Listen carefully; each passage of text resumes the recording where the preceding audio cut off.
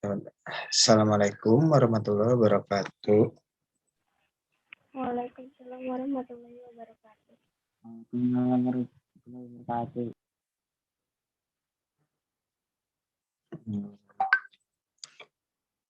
Alhamdulillah ya bisa bertemu lagi. Kita belajar lagi. Sebelumnya kita berdoa dulu ya, sesuai agama dan kepercayaannya. Dipimpin sama Ridho, sama ketua kelas, Dok.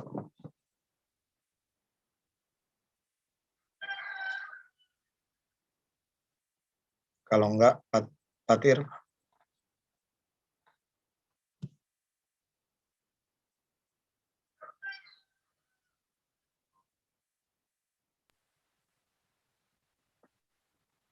Doa, Pak. Iya, doa. Alangkah baiknya sebelum mengawali kegiatan, mari kita berdoa kepercayaan masing-masing, berdoa mulai.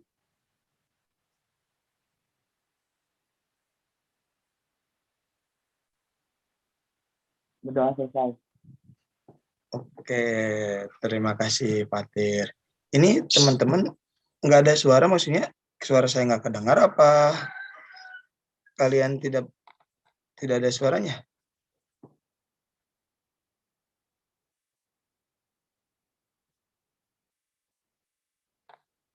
Siapa sih? Ridho yang sama Eja ya?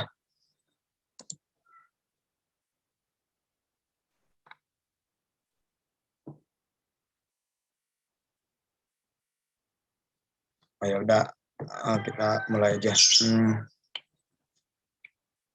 Oke, masih ada yang ingat tidak kemarin belajar tentang apa?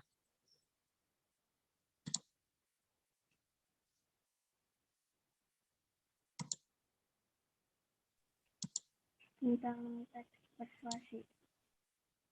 Iya, betul. Jadi di minggu pertama kita belajar tentang pengertian teks persuasi. Yang kedua, minggu kedua ciri-ciri umum teks persuasi. Lalu struktur.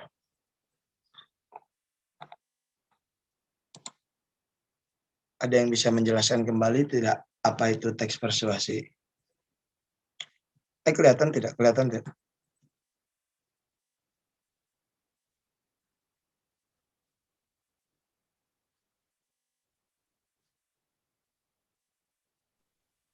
Teks persuasi adalah sebuah teks yang bersifat membujuk. Oke, betul. Coba ini cowok-cowoknya biasanya aktif.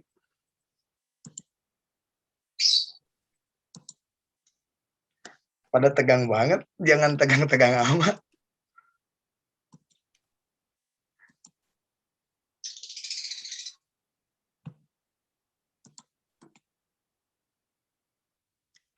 Oke, jadi teks persuasi merupakan teks yang berisi ajakan atau bujukan, pernyataan-pernyataan di dalamnya. Teks persuasi mendorong seseorang untuk mengikuti harapan atau keinginan-keinginan penulis.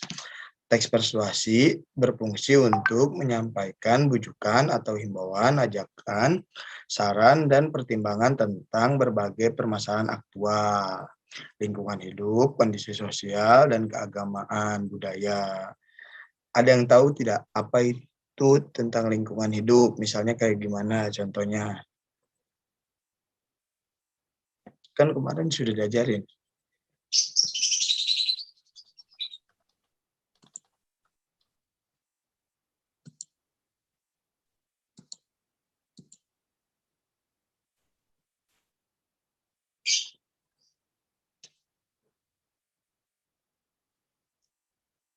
Ayo, tahu tidak?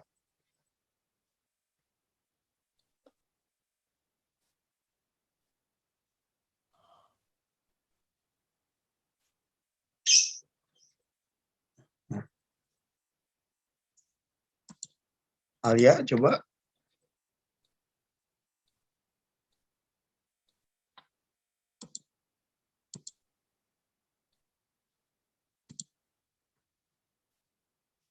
Oke, jadi lingkungan hidup itu contohnya misalnya seperti yang tadi, jangan buang sampah sembarangan, misalnya gitu. Nah, bentuk teks persuasi itu dapat berupa pidato, surat kampanye politik, dan dapat pula berupa artikel. Lalu selanjutnya struktur, ciri dulu, ciri umum teks persuasi. Ada yang tahu tidak apa itu ciri teks umum persuasi? Kalimat ajakan. Iya, betul. Mengandung fakta dan bukti. Tuh. Nah, ciri umum teks persuasi itu, teks persuasi bersifat mempengaruhi orang lain. Pada teks persuasi, penulis menyampaikan gagasan menggunakan bahasa yang jelas dan lugas. Secara umum, teks persuasi memiliki beberapa ciri. Yang pertama, bertujuan mengajak orang untuk melakukan sesuatu. Memiliki data berupa fakta, contoh, dan bukti yang digunakan untuk memperkuat alasan yang disampaikan oleh penulis berkaitan dengan tujuannya. Yang ketiga, mengandung kata-kata ajakan seperti ayo, marilah, dan laksanakanlah. Jadi ciri umum teks persuasi itu adalah yang pertama, ada kata-kata untuk mengajak, entah itu ke arah positif ya, mengajak contohnya misalnya tidak buang sampah sembarangan, lalu mengajak orang lain untuk melakukan sesuatu hal gitu. Yang kedua,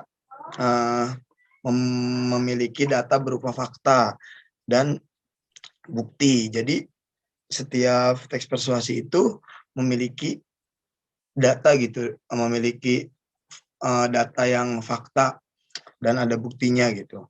Yang ketiga, mengandung kata-kata ajakan. Nah, itu seperti ayo misalnya, marilah kita membuang sampah pada tempatnya gitu. Paham sampai di sini? Paham tidak? Paham, Pak. Oke, lanjut ya. Nah, ajakan dalam teks persuasi. Teks persuasi berisi saran atau ajakan untuk melakukan sesuatu hal. Nah, seperti yang tadi sudah disebutkan, jadi dalam teks persuasi itu selalu ada ajakan. Adapun yang dimaksud dengan ajakan itu kata-kata atau perbuatan untuk mengajak. Ajakan dapat pula berarti anjuran, himbauan, atau melakukan sesuatu. Kata yang menunjukkan ajakan yaitu harusnya, hendaklah, sebaiknya, usahakanlah, jangan, hindari, dan sejenisnya. Coba ada yang bisa buat teks persuasi gak? Dikit aja menggunakan kata-kata ini, harus, hendaknya, sebaiknya, usahakanlah, jangan. Coba.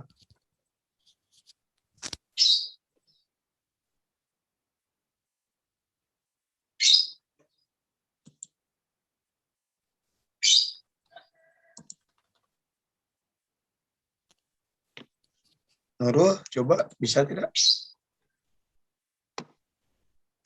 Aida?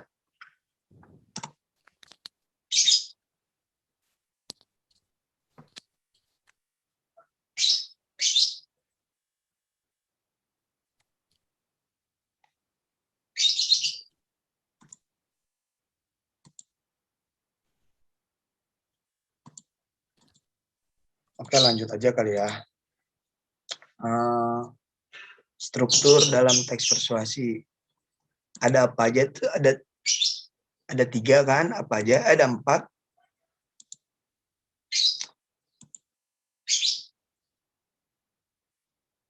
Yang pertama, pengenalan isu.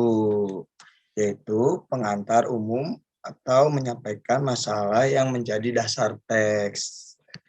Yang kedua, rangkaian argumen, yaitu sejumlah pendapat atau argumen yang terkait dengan isu yang telah diperkenalkan sebelumnya. Bagian ini juga biasanya diperkuat oleh pengungkapan fakta untuk mendorong pendapat atau argumen yang disajikan. Nah, yang ketiga, pernyataan ajakan. Nah, pernyataan ajakan merupakan inti dari teks yang memberikan dorongan kepada pembaca atau pendengar agar melakukan sesuatu, baik secara tersirat maupun tersurat. Yang terakhir yaitu penegasan kembali. Penegasan kembali ini inti pernyataannya fakta dan ajakan yang sebelumnya telah dipaparkan melalui simpulan dan rangkuman untuk memastikan bahwa teks persuasi telah tersampaikan.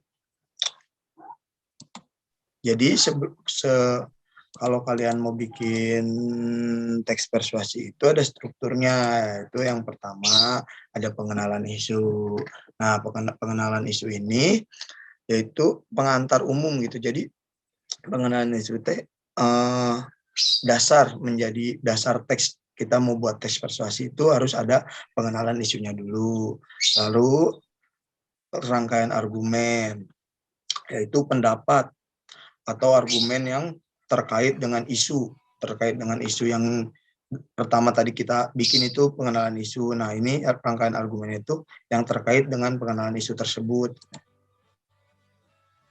Yang ketiga ada pernyataan ajakan. Nah, jadi setiap yang sudah saya bilang, setiap teks persuasi itu selalu mempunyai pernyataan ajakan. Nah, pernyataan ajakan ini inti dari teks yang memberikan dorongan kepada pembaca atau pendengar agar melakukan sesuatu. Yang terakhir, penegasan kembali. Jadi, sudah bikin pengenalan isunya, rangkaian argumennya, lalu pernyataan ajakannya, kita lalu tegaskan kembali inti pernyataannya, apa yang kita mau buat, gitu. Fakta dan ajakan yang sebelumnya telah dipaparkan melalui simpulan dan rangkuman untuk memastikan bahwa teks persuasi telah tersampaikan. Oke, sampai sini paham? Paham, Pak. Ada yang ingin ditanyakan tidak?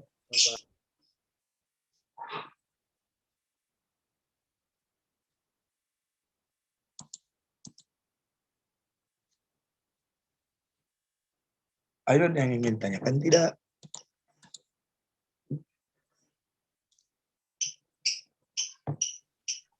Kayaknya enggak.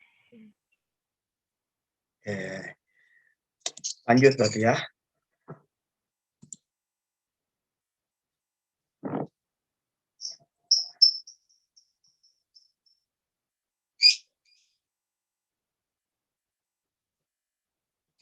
Nah, setelah ini lalu ada langkah-langkah dalam menyimpulkan teks persuasi.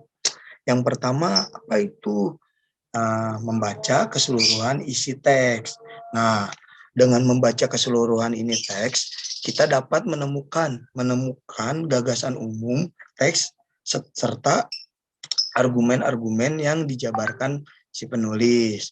Jadi kalian pertama itu langkah-langkahnya adalah membaca keseluruhan isi teks.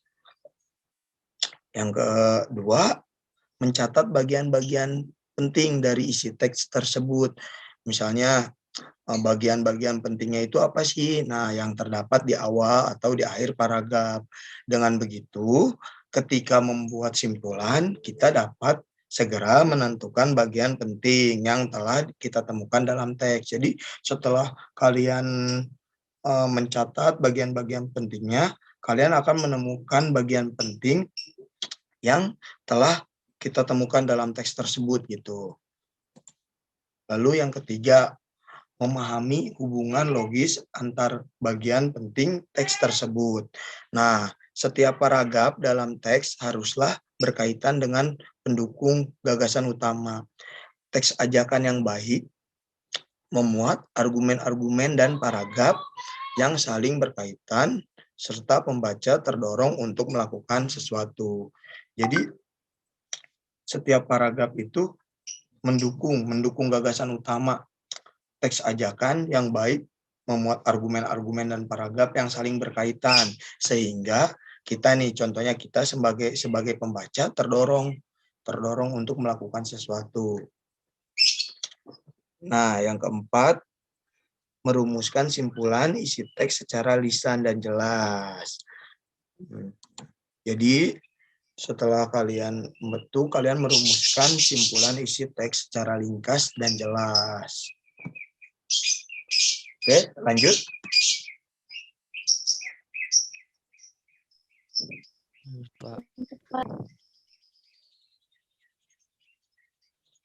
Nah, ini contohnya, ada yang bisa bacakan nggak contohnya?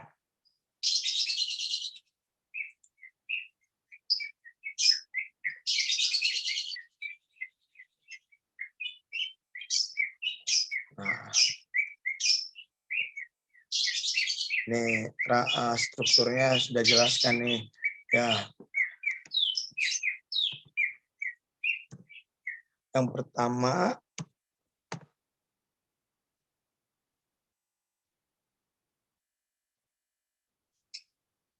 coba Eja bisa tidak baca? Dari judulnya dulu, Pak.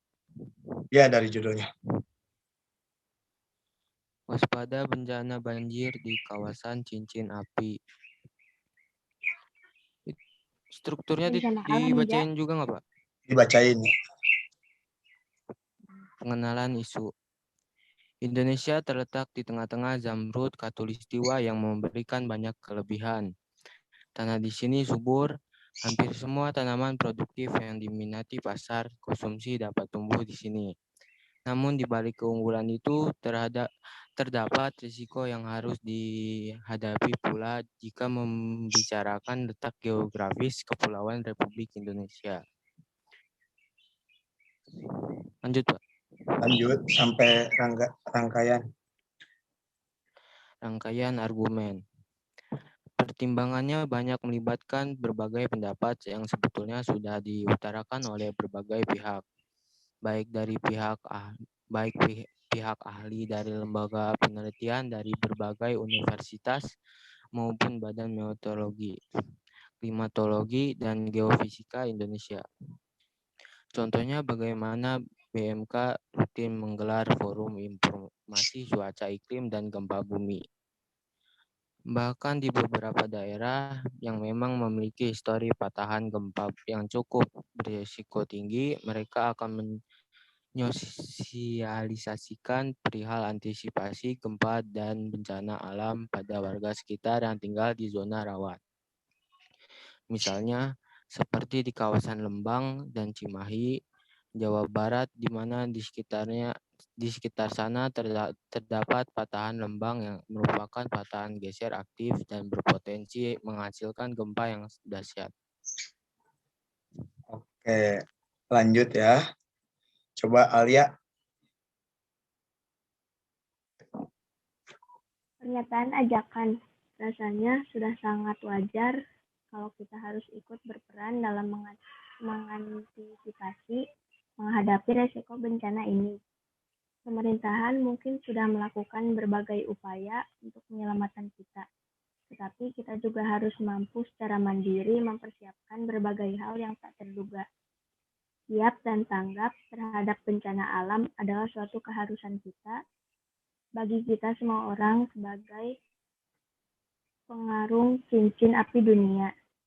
Kita harus selalu melek akan berbagai informasi dan sosialisasi yang rutin diadakan oleh BMKG, mencoba mengaplikasikan bangunan anti gempa jika mampu, dan memilih kawasan yang cenderung lebih aman dan jauh dari patahan aktif jika kemungkinan. Penegasan kembali, sekali lagi, melek terhadap informasi mengenai bencana alam adalah peta kita untuk menjalani penjelajahan cincin api, selalu bersiap, tanggap, dan cermat terhadap resiko bencana alam adalah suatu perlengkapan hidup kita di negeri yang subur, namun tetap menyibak misteri kemarahan alam di dalamnya. Ya, terima kasih Alia dan Reza. Nah, dari sini kalian paham kan dari contoh ini itu terorganis gitu. Jadi strukturnya ada jelas. Nah, pengenalan isunya paham kan di sini. Misalnya Indonesia terletak di tengah-tengah Jamrut Khatulistiwa yang memberikan banyak kelebihan. Nah, lalu rangkaian argumennya dan pernyataan ajakannya rasanya sudah sangat wajar kalau kita harus ikut berperan dalam mengantisipasi menghadapi resiko bencana ini. Pemerintah mungkin sudah melakukan berbagai upaya untuk menyelamatkan kita, tetapi kita juga harus mampu secara mandiri mempersiapkan berbagai hal yang tak terduga. Dan penegasan kembali itu sekali lagi melek terhadap informasi mengenai bencana alam adalah peta kita untuk menjalani. Nah, jadi dalam teks persuasi ini sudah jelas gitu, tersusun dengan rapi gitu. Nah, sampai sini ada yang ingin ditanyakan, tak?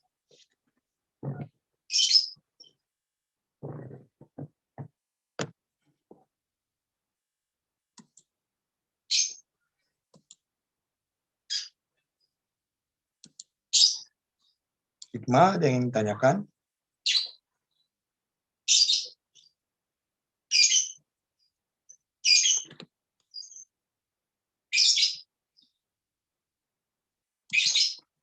Sudah paham semuanya? Insya Allah paham, Pak. Insya Allah paham, Pak. Oke, ini emang intinya teks persuasi itu teks yang dekat dengan kehidupan kita gitu. Jadi setiap kita kemana-mana selalu ada teks persuasi itu. Hanya tinggal kita saja yang tadi menelaah strukturnya kayak gitu. Apa sih kata ajakannya gitu loh. Apa sih maksud dari teks persuasi tersebut gitu. Tapi pada kenyataannya emang teks persuasi itu sangat dekat gitu dengan lingkungan kita, sangat dekat dengan kehidupan kita. Setiap kita di mana-mana selalu ada gitu teks persuasi.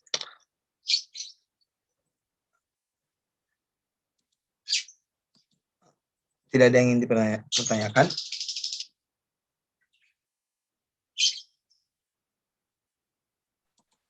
Tidak. Oke, kalau tidak ada yang ingin dipertanyakan, terima kasih untuk hari ini. Alia nanti tulis ya yang masuk hari ini. Oh iya, Pak.